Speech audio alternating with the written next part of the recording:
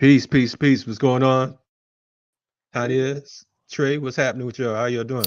Good. How are Greetings. How are you? you? Good morning. It's Man, good early morning. morning for some of Good us. morning. I'm so excited to be here. Can you guys see me? I don't know Hey, if you can see me yet, but I see your pictures froze, but you in the building. We see you. okay, good. No, I'm so excited to be here. I have been a Black Power Media fan since I don't know. Oh my God, since almost the beginning. So I'm so excited. Man, we definitely appreciate you all stopping through. I know is let me make sure I pronounce your name right. Tania? No, it's actually Tanya. It's like almost like with a Tanya. TH. Mm-hmm. Okay. So let me get it right. So you It's didn't even correct me last time, but it's all good. Um it's Tanya, like kind of like with the th. Yeah. Yes, so we got it. Tanya's in the building, Mhm. Trey's in the building, and you all are doing powerful work over in Texas. And I appreciate you all getting up so early. I mean, it's like what, 8 o'clock over there? Yes. Yes, it is. But you know what Central was so Time. funny? I got your email like at 5 in the morning, but I was already up. So I was like, okay, I understand. Yes. Man, yeah, I forgot to send it out last night. Then I'm like checking the email. I'm like, oh man. But glad you all can make it on today. For our viewers who are not familiar with you, since I don't have your bios in front of me and I don't want to freestyle because I could do a hell of a freestyle. Y'all be like, man, that sounds good, but I don't know who that person is. So if you can give us a brief of who you are and why you are here today. Okay. Yes, I'm not sure if Tanya is but I'll go ahead. My name is Trey Legall. I work at Shape Community Center. So Shape Community Center is a Pan Africanist space that's been in existence since 1969. Started at the intersection of the Civil Rights Movement and the Black Power Movement here in Houston. And so I've been working there for almost 2 years now. Previously I was a part of the Texas death penalty abolition movement, and so and it's been a grassroots organization. It started as a coalition to free Clarence Brandley. He was an innocent Black man who was accused of killing a high school student, a white high school girl. In I think Conroe, Texas, which is like a little north of Houston, and so a coalition built to free him from death row. He was on death row, and so he ended up getting exonerated. And since there were so many people on death row, we Texas is the leader by far of folks that have been executed and on death row. We lead the U.S. We by the next 6 states combined, we surpassed that total. In Harris County specifically, where Houston is, that we execute more people than the next state, which is Virginia. So Harris County alone. So we have a lot of it's like pick your struggle here in Texas and Houston. So and Houston specifically has produced so many egregious politicians and policymakers. And so, the home of the Bushes and, things like that. So, and Ted Cruz currently. So we believe, but we are trying to build our movement. So, which has led us to doing this. I'm a part of the planning committee as well for the Texas People's Tribunal. So, and Tanya has been so instrumental and leading and guiding us with that. And so we are looking to um, build a coalition across Texas to indict the state itself for the state-sanctioned violence and genocide of oppressed nations. So I'm gonna let Tanya take over from there if No she's doubt. I have one criticism, Trey, about what you okay. said, and that criticism is a small one. You said we execute more people than such and such. It's not we, that's them. You Right. know what I'm saying? So we want to be clear because sometimes, because we reside in a certain place, we don't Mhm. have to claim that. So I just want to, remind us because, we don't want anyone to think like, oh, what side are we on here? But definitely appreciate, all the jewels that you dropped.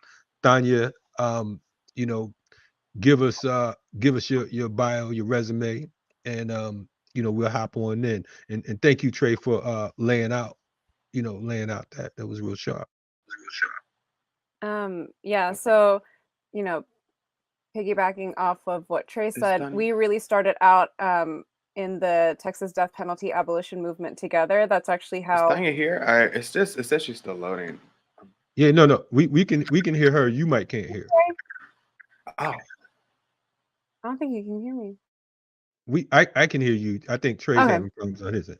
That's Yeah, fine. Yeah, no, I was so we both started out at, organizing in the Texas death penalty abolition movement. And then for me, I took 2 years off from school, which is when I started really working with the organization. And then after that, I went to law school. But like there's kind of two components whenever you think about proving like a criminal case, right? You have to have like the actual action itself, and then you have to have intent.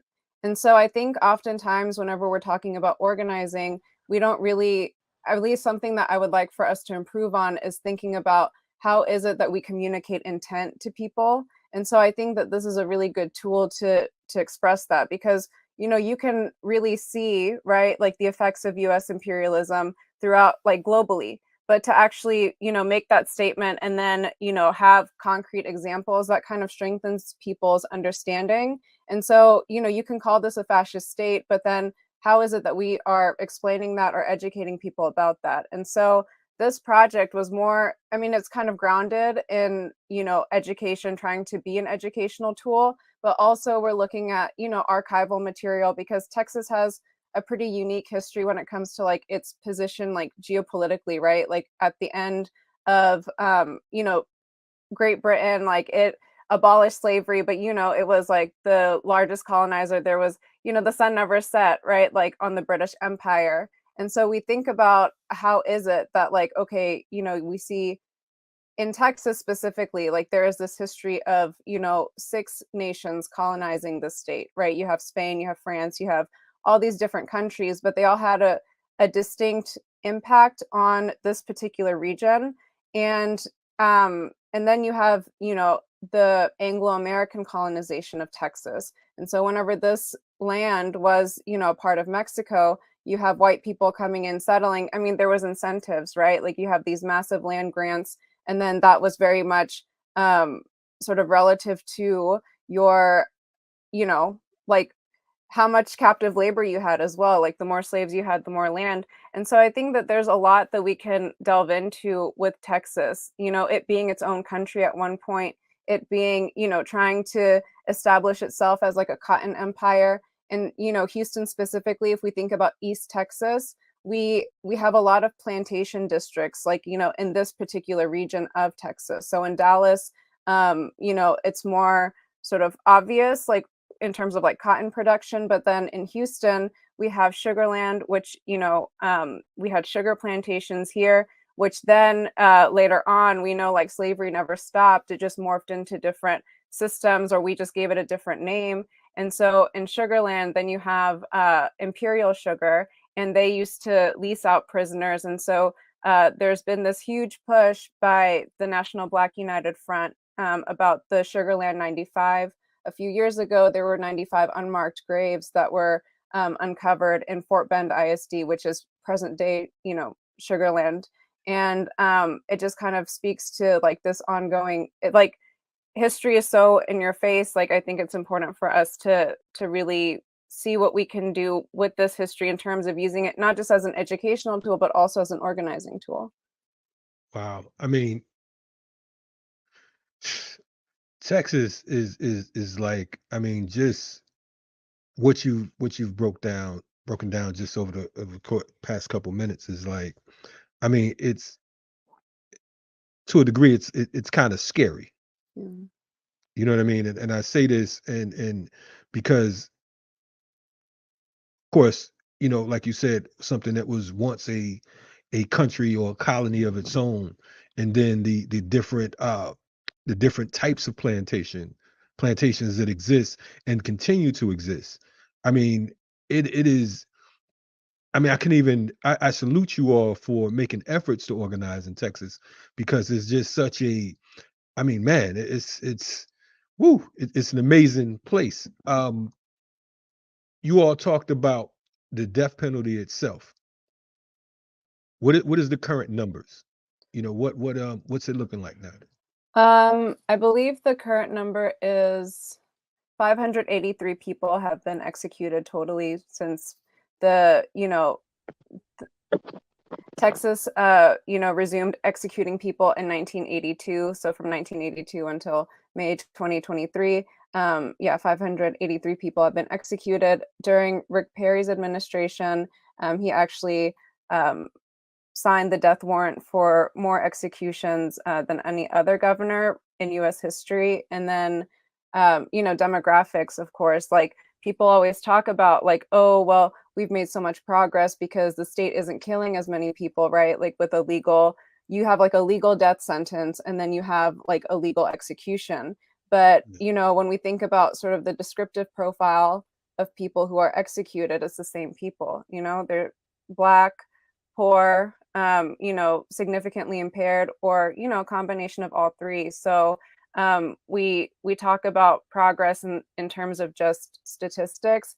And I think that becomes very limiting in our scope of what it is that we're truly up against. Because if we just look at one sort of carceral tool, then we have this misperception that, we've gotten somewhere. But if we look at, what's going on in state prisons, more people are dying in, state prisons than ever before. And the federal government didn't start collecting data, until 2001.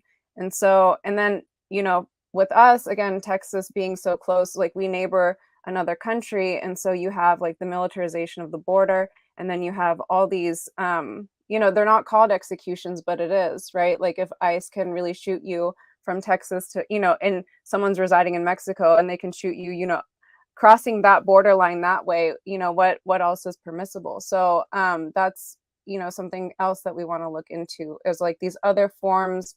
So that's why our conference title, which, we're going to be hosting, which Kalanji very graciously accepted our invitation to be a part of, we want to broaden the death penalty abolition movement to include other forms of lethal violence that are functionally equivalent to a legal execution. Right on. And I'm thinking, as you're talking, you mentioned ICE, and I'm thinking about Del Rio. I'm thinking about those the crackers on horseback, Yeah. and then I'm thinking about, James Byrd and Sandra Bland, and just the ingrained racism that exists in that particular region.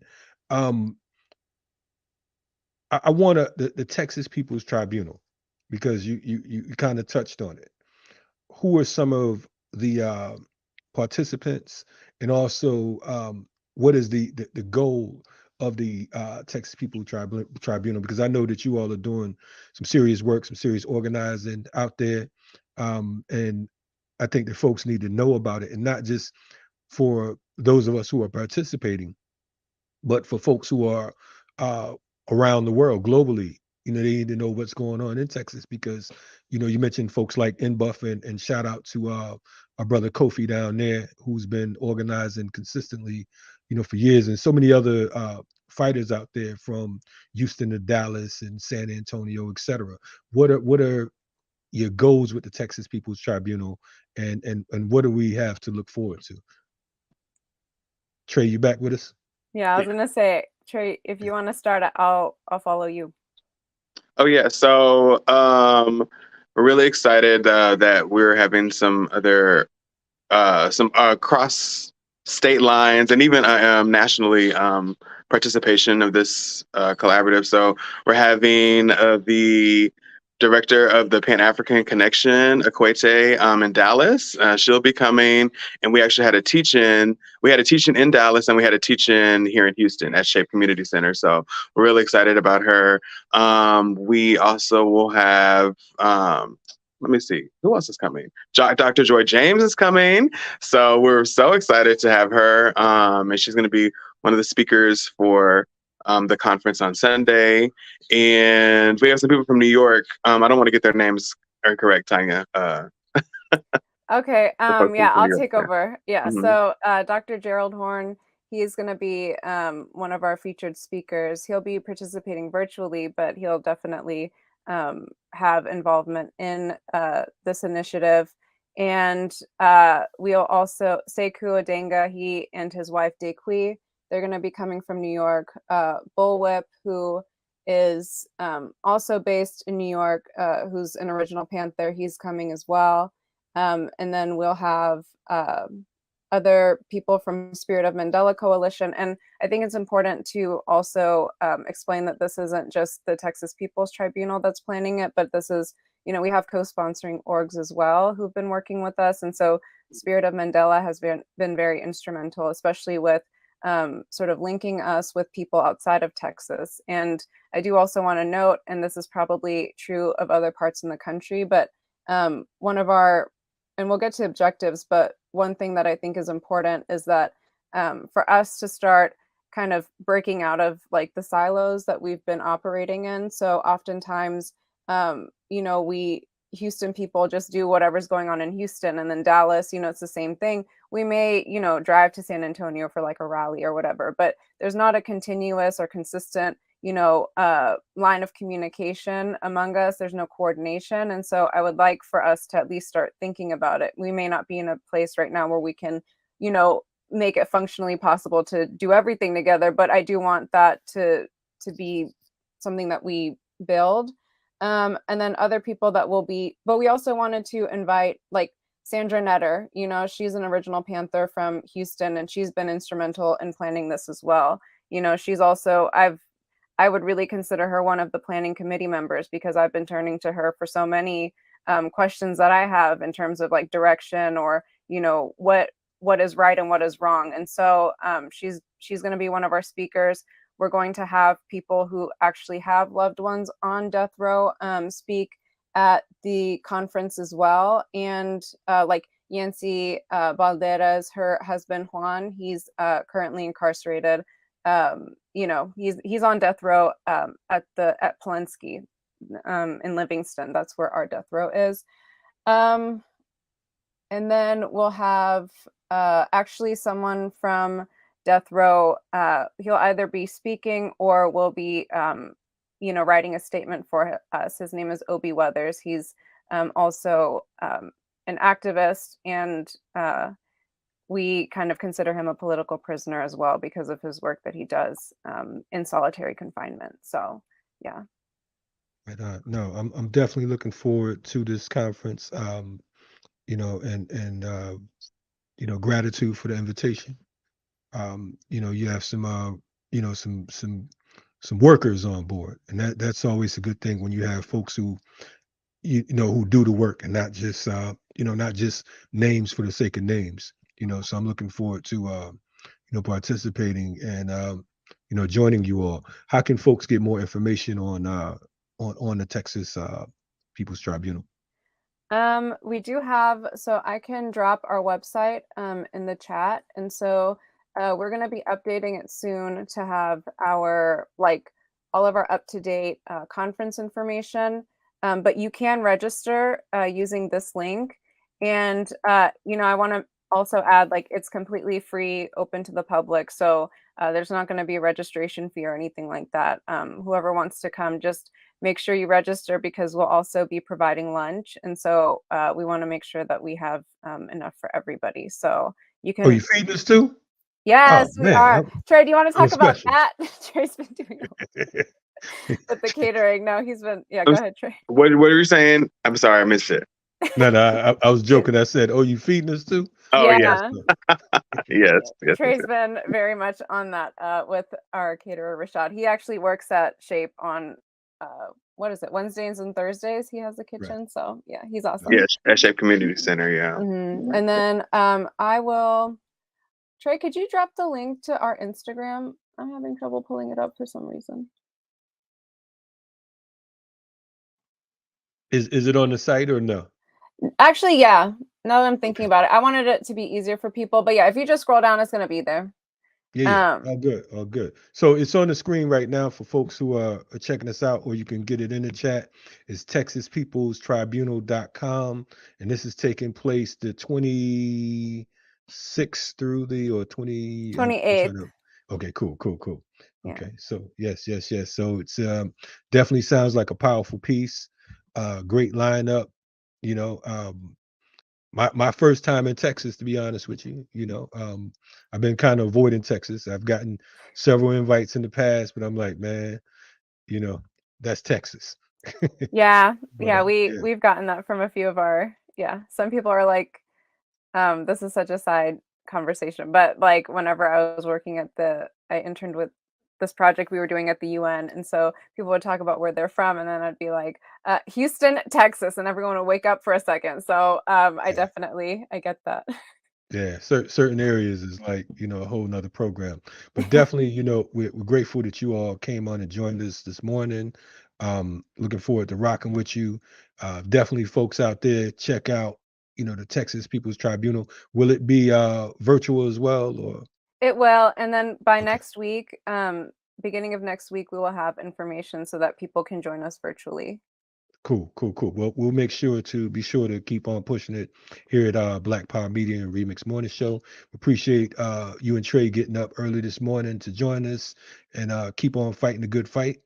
And we will see you soon. Thank you for having us. All right, see you soon. No doubt. Checking out the Remix Morning Show. That was Tania and Trey from the Texas People's Tribunal Planning Committee. And we'll be right back with you. Remix Morning Show. You know what we do around here.